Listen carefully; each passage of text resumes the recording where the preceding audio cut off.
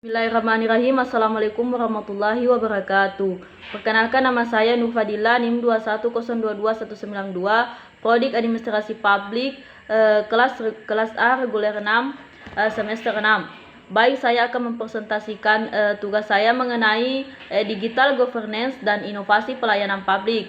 Yang pertama, pengertian digital governance adalah salah satu komponen kepentingan dalam menciptakan good governance, pemanfaatan teknologi digital dalam tata kelola pemerintah yang dilakukan di berbagai bentuk peningkatan administrasi. Selanjutnya, tujuan governance digital dalam rangka mewujudkan good governance untuk mencapai tujuan berbangsa dan bernegara, yakni masyarakat adil, makmur, dan sejahtera, diperlukan kerjasama dan konektivitas antar tiga pilar yang saling mendukung, menopang tiga pilar tersebut dalam masyarakat madani, masyarakat pengusaha, dan pemerintah. Selanjutnya, prinsip governance digital. Yang pertama, partisipasi masyarakat, tegaknya supremasi hukum, transparansi, peduli pada stakeholder yang berorientasi pada konsensus. Selanjutnya, kesetaraan. Selanjutnya, penerapan good governance di Indonesia. Di Indonesia sendiri mulai benar-benar dirintis dan diterapkan sejak meletusnya era reformasi, yang dimana pada era tersebut telah terjadi perombakan sistem pemerintahan yang menuntut proses demokrasi yang bersih, sehingga good governance merupakan salah satu reformasi yang mutlak diterapkan dalam pemerintahan baru.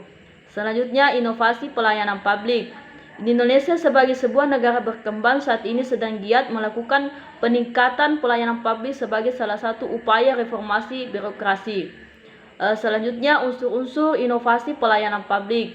Yang pertama, penyediaan layanan, penerimaan layanan, jenis-jenis layanan, dan kepuasan pelanggan. Selanjutnya, tujuan inovasi pelayanan publik. Yang pertama, mendorong pembangunan inovasi pelayanan publik. Yang kedua, mendorong pengembangan dan transfer inovasi pelayanan publik. Yang ketiga, mempercepat peningkatan kualitas pelayanan publik. Yang keempat, meningkatkan kepuasan masyarakat terhadap pelayanan publik. Selanjutnya, cara menerapkan inovasi pelayanan publik. Yang pertama, nilai. Pembatasan pihak yang cukup aneh, personil tidak akan berinovasi tanpa lisensis. Selanjutnya, sumber daya merupakan sumber atau pasokan di mana sebuah organisasi mendapatkan keuntungan.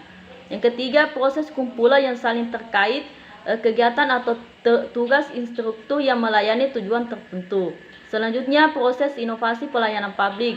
Yang pertama, pengetahuan, kepercayaan, dan keputusan, implementation, dan konfirmasi.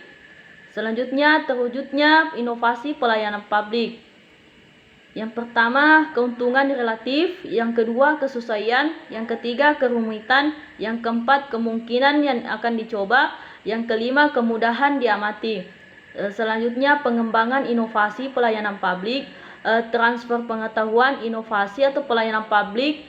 Pengetahuan merupakan tahap mekanisme pembelajaran dari satu pihak ke pihak lain tentang praktek inovasi yang sudah terbukti menjadi solusi efektif terhadap permasalahan dan pelayanan. Yang kedua, peningkatan kapasitas, yaitu meliputi peningkatan kemampuan dalam strategi dan pengembangan inovasi. Adapun kesimpulannya, digital governance mengacu pada penggunaan teknologi informasi dan komunikasi oleh pemerintah secara nasional dalam rangka perbaikan substansi pada public governance. Governance membantu akuntabilitas pengolahan publik dalam proses penerapan inovasi pelayanan, penamaan modal, standar, dan operasional. Selanjutnya, kita melangkah ke sesi tanya jawab. Yang pertama, dari saudari Nur Hasana, pertanyaannya, mengapa pelayanan publik menjadi isu strategi untuk memulai pengembangan pertimbangan? Jawaban saya, karena dewasa ini penyelenggaraan pelayanan publik sangat buruk dari signifitika dengan buruknya penyelenggaraan tata pemerintahan. Pertanyaan yang kedua dari saudari Putri Amelia Lestari, pertanyaannya, apa tujuan dari dilaksanakannya e-government, sistem dan pelayanan publik? Jawaban saya, untuk menciptakan tata kelola pemerintah yang baik, di mana pelayanan pemerintah bersifat transparan, akuntabel, dan bebas dari korupsi. Pertanyaan yang ketiga dari pertanyaan dari saudari Fauzia Anggriani, bagaimana penerapan prinsip good governance dalam pelayanan publik? Jawaban saya, untuk mengutamakan kepentingan masyarakat dengan mengedepankan kepentingan masyarakat suatu institusi atau penyelenggaraan pelayanan publik dapat dikatakan berhasil apabila masyarakat puas. Pertanyaan yang keempat dari saudari Jenny Anggriani, kenapa perlu dilakukan digitalisasi pelayanan publik? Jawaban saya karena pemerintah dapat menyediakan informasi dan layanan yang lebih efisien dan mudah diakses oleh masyarakat. Selanjutnya, pertanyaan nomor 5 dari saudari Mawahda. Pertanyaannya, mengapa dalam penyelenggaraan pelayanan publik harus memiliki standar pelayanan?